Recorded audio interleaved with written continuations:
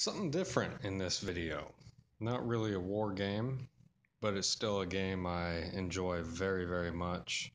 The title says Gangs of Rome, although this can be used for Gangs of Rome, and a lot of the miniatures and buildings down below are specifically made for Gangs of Rome. I am planning on playing Songs of Shadows and Dust. Originally, many years ago, I got back into tabletop gaming. And I didn't want to do 28 millimeter. So I was looking around and I discovered a new scale, which was the 15 millimeter scale. And I purchased a lot of different 15 millimeter figures for Songs of Shadows and Dust, which is it's a Ganesha game. It uses the 3 dice activation system similar to Songs of Blades and Heroes and Drums and Shackos. And what it's about different factions in and around towns and cities of Rome, and can be used for many different other eras and civilizations as well. But mainly it was, I think, the originally it was used for ancient Greece, but I found it works for ancient Rome very well. But I've played a couple games of Gangs of Rome with my son, and it's an entertaining game. There is some value there to it. I'm not going to rag on the game. I just happen to enjoy Songs of Shadows and Dust much, much, much more. I think there's a lot more depth to that game in terms of character creation, development, storyline, and the campaigns that you can create, the cities that you can create. I just fell in love with that game. I really did. It's what got me back into tabletop gaming after about 10 or 15, between 10 and 15 year hiatus from tabletop gaming. So, anyway, played a lot of that in 15 millimeters, one of my son's favorite games. And then I shelved it because I had so many other war game projects going on.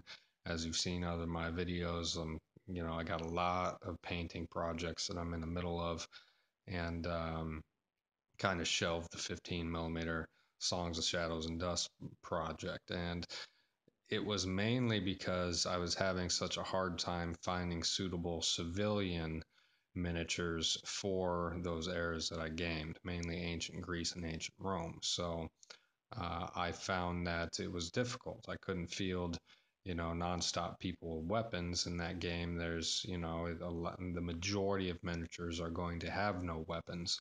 Weapons can be a negative in terms of your force, the negative attention that it draws, the problems that it can create amongst the population and the plebs surrounding you in the city streets. It can form popular opinion against you, and then everything just kind of goes downhill from there. So uh, that's one of the reasons when Gangs of Rome came out, I started to see all these wonderful miniatures that were coming out, civilian miniatures and all sorts of stuff, and it made me take a second look at 28 millimeter. And originally, way back in my youth, I got into 28 millimeter gaming through Warhammer 40K. Those were my original loves in wargaming. I no longer play those. However, I still have a very large quantity of my miniatures boxed up and stored. But I got out of Games Workshop and 28 millimeter gaming, so it was a very big decision for me to jump back into that scale. It was going to require not only a whole new investment in miniatures, but also a whole new investment in terrain and buildings that I didn't no longer have for that scale. And so it was a pretty big decision that I had made. But my final thoughts on it were, I'm only going to be doing this ancient ancients and single based individual skirmish based miniatures. So I didn't think that it was going to require such a large investment. I knew that I could paint up, 40 to 100 miniatures. And, if I wanted to do them okay quality, I could do them in a couple weeks' time. And, it wouldn't create such a detractor from my other projects that I have going on. And so far, for the most part, that's been the case. So what do I have? Down in front of us, I have about half of my miniatures complete.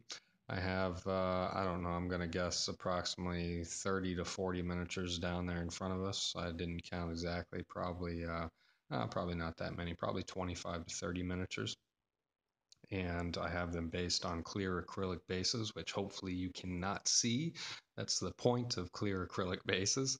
I can see a couple of those down there. I'm looking through the camera lens, and the ones towards the front, it looks like you can see a lot better than the ones in the back. Some of the shine on the edges, though, you can catch. But yeah, that was an exciting, I'll say, exciting part of this project was on these guys. You know that on a lot of many miniatures, they don't metal miniatures, especially, they don't come with just their feet that you can glue onto a base such as this. They come on their own metallic base that's connected to them. Well, that required me cutting off those pieces of metal and then filing down the bottom of the feet. And a couple miniatures did fall casualty to the trimming and or filing, broke off their feet. Some I was able to fix, some I had to trash and order replacements for, and just, do them all over. Thankfully, I was taking care of that piece of the project before I moved on to the painting. That way I wasn't severely damaging painted miniatures and having to toss those away. So anyway, the miniatures I have down below, we can go ahead and start to take a look at. Let's see if I can grab this guy. This is a miniature from Gangs of Rome here. Let me see if I can get the focus in on him. It's not going to focus, so maybe if I zoom in, then it'll be a bigger focus. Uh,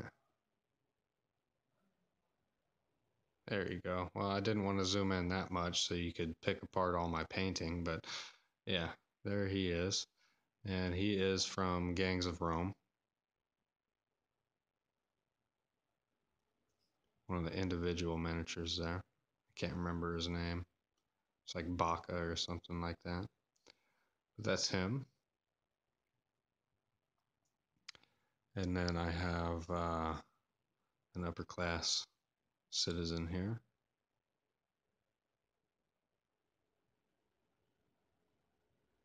Just thinking about adding some detail to his white trim around his gray tunic. We'll see.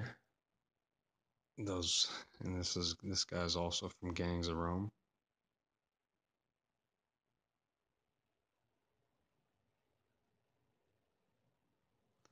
Came out pretty good. I'm pretty sure this guy was from Gangs of Rome as well.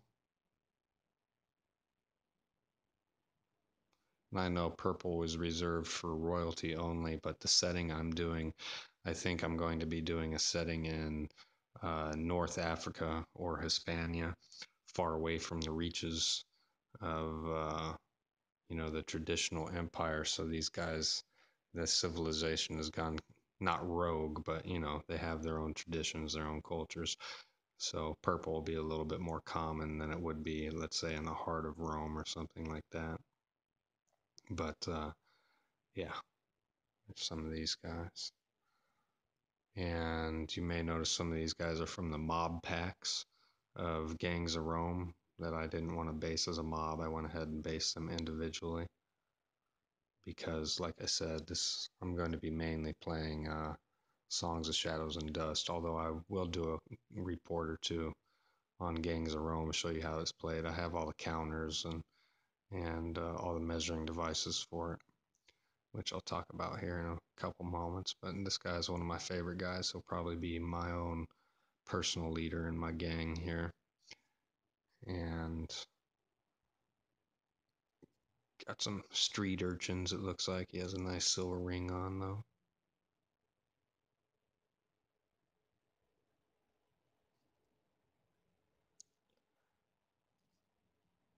And some commoners.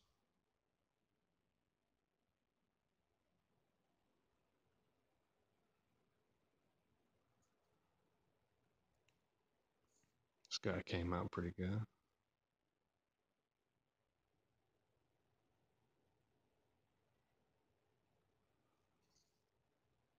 It's been a while since I've used any ink or shading on people. So it came out questionable, but it takes a little bit of practice to get that stuff down. Like I said, it's been about 10 or 15 years since I've painted any 28 millimeter.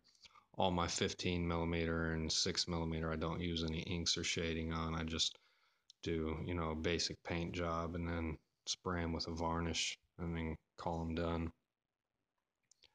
So it's been interesting getting back into the 28 millimeter scale. I had some fun painting these up. Obviously, I need to do a little bit more practice on some faces here, but I think all the materials and the cloths and stuff like that came out pretty good. Maybe I used a little more green or blue stuff that I should have, but I wanted some color. I didn't want everybody running around in just white tunics around there.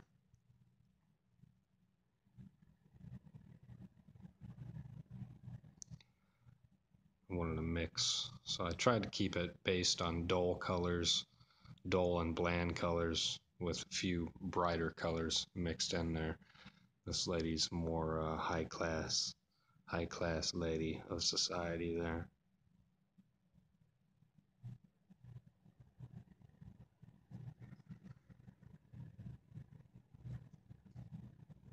Let's see. She came out pretty good, I think. So, Songs of Drums and Shackles has some similarities to Gangs of Rome, although I should say Gangs of Rome has some similarities to Song of Drums and Shackles, or Drums and Shackles, Shadows and Dust. These next ones I'm going to show you are not completed yet. I still need to shade and highlight these girls. These are some slave girls from the Hail Caesar line of Warlord games. Right there, her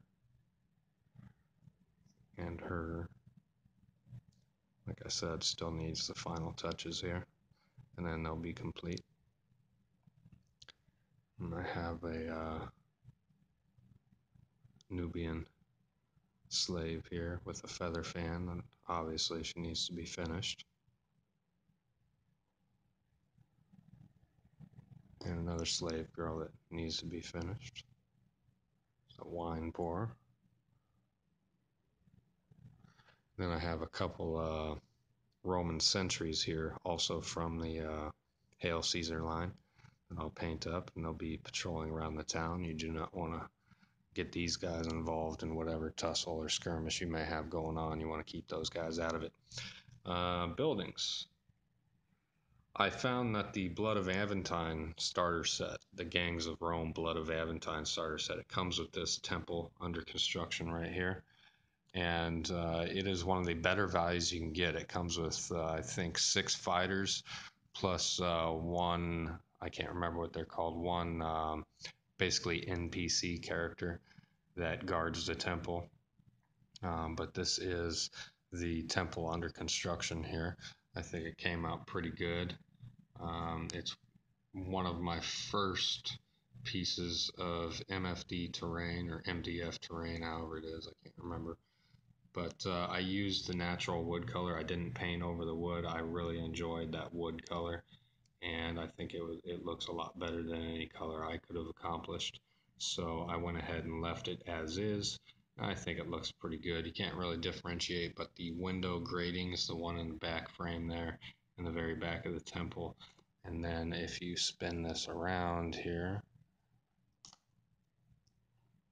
oh, maybe I should take off those. If you spin it around, you can see the gratings, the window gratings right there. Those are a bronze color. You can't really tell the color here. But yeah, you can see I kind of messed up a little bit. There's some gaps there in the construction, but I did my best. I'm not a great model builder, although I've built plenty of World War II models back when I was a kid. They all came out looking like crap. So I have a single insula here that is separate from the upper class insula over to the right, but this one is complete with the exception of the holes in the roof there. Now, with the model kit, it comes with rafters that you glue this onto, you glue this roof onto, and the rafters has pieces that plug these holes, and then you can just paint those pieces that are sticking in there, and they'll be flush with the roof, and you won't have those holes. However, I found that when I was trying to glue this roof onto the rafters, that it was warping this. So I tried cutting the holes a little wider, as you can see in that middle hole right there, to alleviate the warpage, and it didn't really help. So I went ahead and I removed the rafters, and I'll just be laying that roof on there. But what I'm going to do is I'm going to probably glue on pieces of paper underneath those holes, and then I'll paint them into it so they won't be as noticeable. Maybe lose a little bit of stability on the roof in terms of, when you're moving around, but I don't think it'll be that big of a deal once it's completed. The upper class insula, I had the same problem with the roofs. Actually, these ones were even worse. So I will be doing the same thing. I'll be gluing paper underneath there, and then I will paint in those holes red so they won't be as noticeable. I still do have to do the red window frames around each of these windows, but other than that, it's a completed project here. I may paint in more gray in there. As you can see, you can kind of see the brown there. So I do have to do the interiors on these buildings because you can remove not only a roof, use that interior space, but you can also remove the first floor and use that interior space as well. So I will have to paint up the interiors and go ahead and give you a tour around the back side of this, the upper class insula here. And you can see it there. Still need window frames around those windows and window frames around those windows. And I need to straighten out this roof here a little bit, but like I said, that's a project for the future. You can use the interior of here as well as the interior down there. So I will need to paint up the interior of those. And the balcony is also removable if you need to, if you have miniatures fighting underneath there and you need to see what's going on. I guess you gotta grab it without grabbing the pillar frame underneath, but you can remove that so you can see what's going on underneath there if ever need be. And I have a fountain there. I have another fountain I need to paint up. I have a couple statues that aren't done yet. I was hoping to just spray paint them, but the gray I had was darker than what it appeared to be, so I need to repaint it with a lighter stone color, which is what I'm in the process of. But that is a statue of Julius Caesar. Let me go ahead and zoom in there. Those came out of the Warlord Games packs, Julius Caesar and Marcus Antony. Marcus Antony is on that pedestal. And then I have another fountain that's incomplete there that I need to paint. So that takes care of introducing you to those. I have about probably 40 more civilian miniatures I need to do to pile in with these guys. And then I have about 25 or 30 gladiator miniatures. And I have the very large Roman Colosseum that I need to put together and paint, which is going to be one hell of a project here. I will start on that probably sometime further down the road. I don't have any plans for it as of yet, but let me know what you think of these miniatures here, guys. It's like I said, it's my first time diving back into 28mm in quite a long time. Let me know what you think of the bases. I think the bases are cool because, they don't mismatch whenever you're moving them around. You can take this guy, put him on this arid mat, he looks fine. You can put him on a grassland mat, he looks fine. You can put him on the balcony and he looks just fine, doesn't look out of place standing up there or anything. So I'm kind of digging these acrylic miniatures, or the acrylic bases, excuse me. It's kind of a pain with the extra work involved to get them on there, get them based on there, but I think it's worth it in the end. I really do. So yeah, tell me what you think of this project, guys. Let me know if you're interested in seeing a game of Songs of Shadows and Dust. I enjoy it greatly. It's one of my favorite miniature games, to be honest with you. And my son, he loves it, absolutely adores the game, and creates a good narrative, good story. And eventually, I'll do a couple games of Gangs of Rome on here as well. I'm getting there, guys. I'm almost getting all this stuff painted up for all my different projects. Kind of OCD to where I got to do everything in even steps and complete everything at the exact same time. but a couple of my projects are at the point now where I can start gaming with them. So I'm going to start putting up some battle reports here, hopefully within the next 4 or 5 months, have some good ones going, and then it's on from there, guys. So anyway, thanks for checking this out. Guys, take care and stay safe.